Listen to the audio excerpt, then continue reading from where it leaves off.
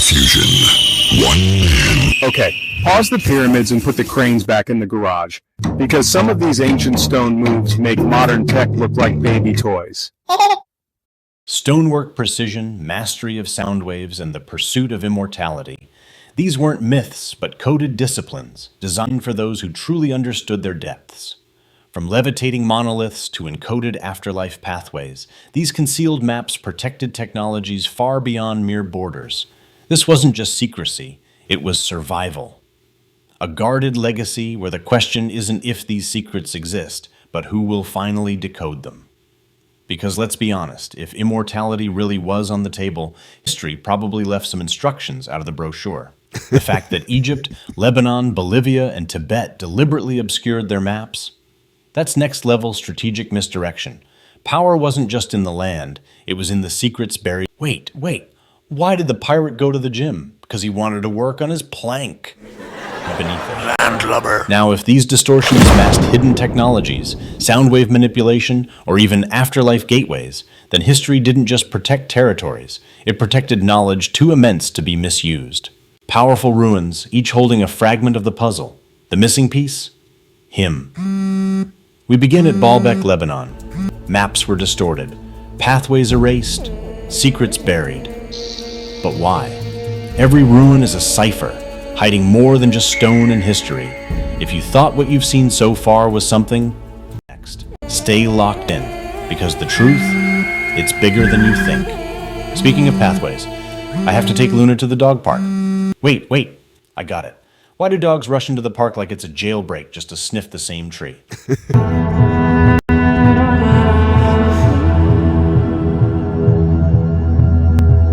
Baalbek.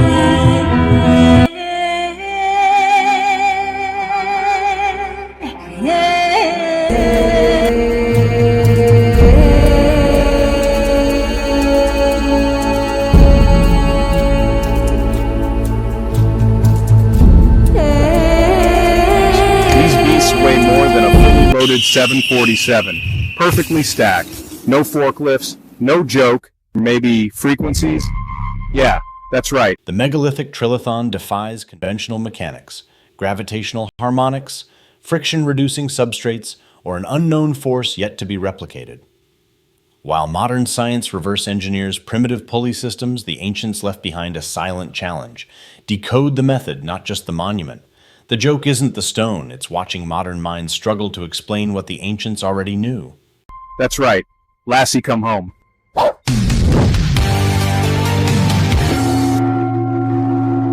In 1939, Swedish engineer Henri Kelson documented monks lifting boulders up cliffs with sound waves and harmonic chanting on a 400-meter ascent. No pulleys, no cranes, just sound-shaping reality. If this sounds impossible, consider this. NASA has already demonstrated sonic drilling powerful enough to mine materials in space. Shockwaves, resonance, acoustic force, all scientifically proven. The question isn't whether sound can move objects. It's whether ancient civilizations mastered it long before we did. These stories aren't just campfire myths or are you afraid of the dark? Goosebumps. They're global clues pointing to a forgotten science. And it might have been humming the whole time. Congress has confirmed it. Are we ready for the truth? Lebanon, deep in the dig, then the call. Luna's demolishing my 10,000-year-old Compsognathus. Roby's sick. Boston next, then Bolivia. Jose pulled strings, but customs shut Luna down. Across the world, hidden high in the Andes. Even though lies a site so surgically precise, some believe it was never carved at all. Welcome to Puma Punku. Located in Bolivia, this megalithic complex is part of the greater Tiwanaku site, an ancient puzzle still missing its blueprint. Here, blocks of andesite and red sandstone, some weighing over 100 tons, are interlocked like Lego, cut with precision rivaling today's laser tools. And yet no written records, no tools recovered, no answers. Boreholes and symmetrical patterns that seem almost manufactured. And yet no written records, no tools recovered, no answers.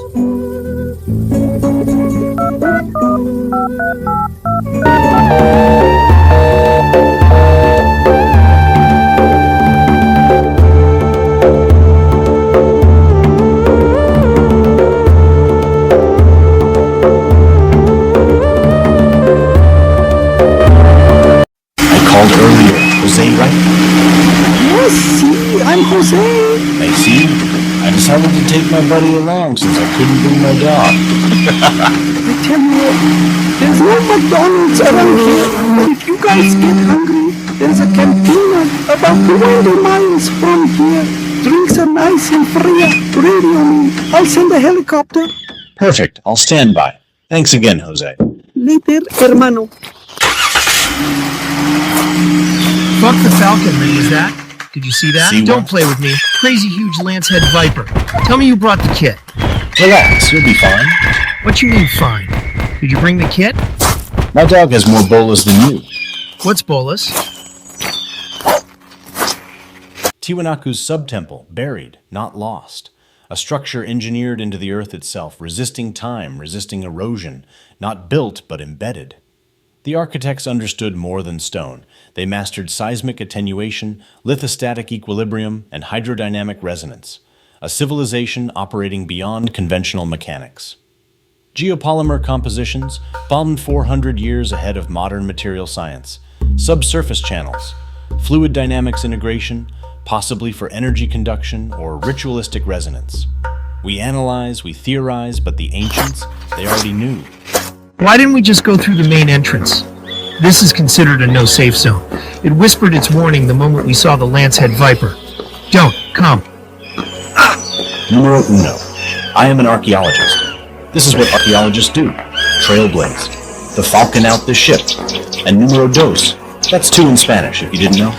Jose told me this would be where I'd find Las Cosas.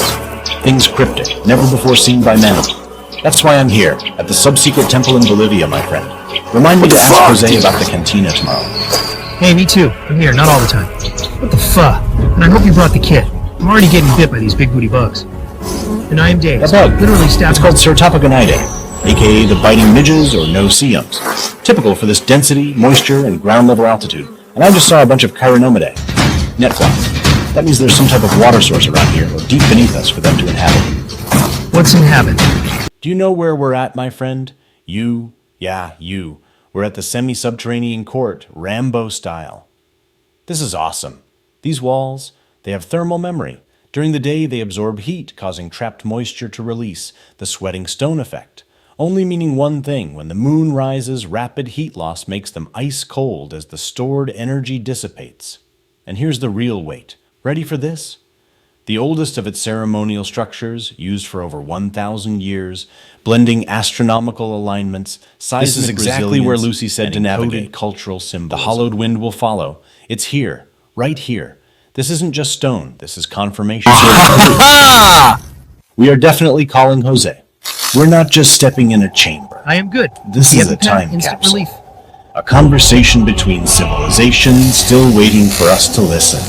It's like the stone is reaching out, like it's holding something, waiting to be understood. These symbols, these aren't just Andean, this is Mayan. You see it in the details, the structure, the way they carry time itself. How do I know? Because if a glyph references dates in Bactans, Katuns, or ton cycles, it's Mayan for sure. This wall was never meant to be seen. It's been sealed beneath the courtyard for centuries, untouched by modern exploration. The ancients didn't just build, they engineered a legacy beyond time. The question isn't how they moved stone, but how they mastered forces we barely comprehend. An ancient knowledge isn't power, it's the force that bends power itself. Not strength, not conquest, understanding. That's what rewrites history. And another undeniable example, it's exactly where we're heading next. Stay locked in, check your coordinates. We move with precision. Isla del Sol, ladies and gents. Do you copy? Jose, manda. El chopa ahora. Dale, Capitan. I got your coordinates locked. Helicopters inbound. Later, hermano. Copy that. See you soon, Jose.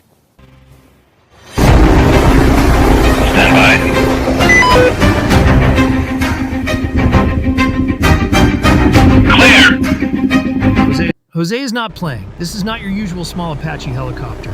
This is heavy-duty Rambo trim. Me and Jose go way back, since the Goonies hit theaters. What does he even do?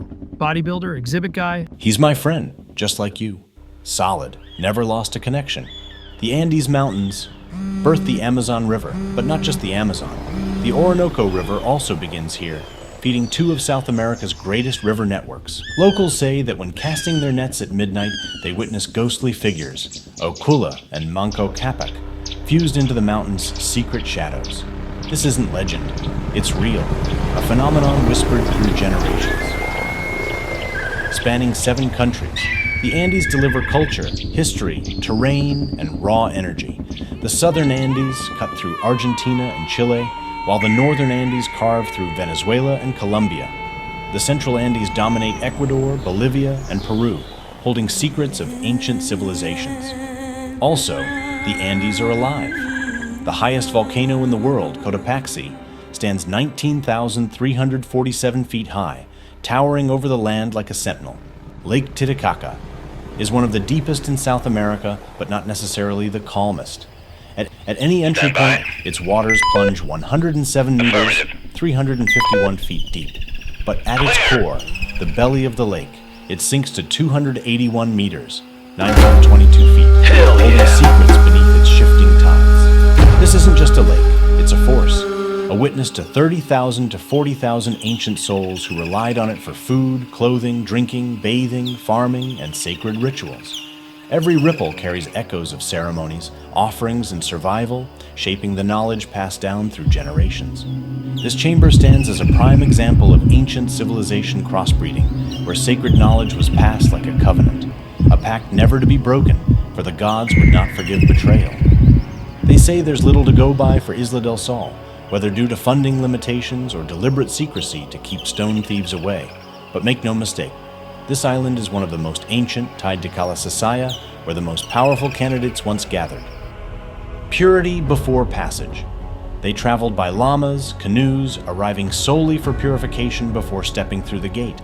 But before crossing, they consumed potent hallucinogens, unlocking higher understandings, not through the spirit, but through the soul itself. Knowledge in puzzles. The Mayans mastered this craft, encoding wisdom in symbols, riddles, and layered meanings. This wasn't just a game of secrecy, it was protection against misuse. The fourth dimensional privilege was never meant for all, seeing the future in fragments. They were never true statues of power. They were puppets to something far greater. The cycle repeats. The concept remains unchanged. Game is to be sold, not told, and the price they paid for this knowledge. God himself was angered. His wrath fell upon them. This was never meant to happen. An abomination to the true living God, our Messiah. Ancient history didn't forgive. It was planned to never be kind. Hello?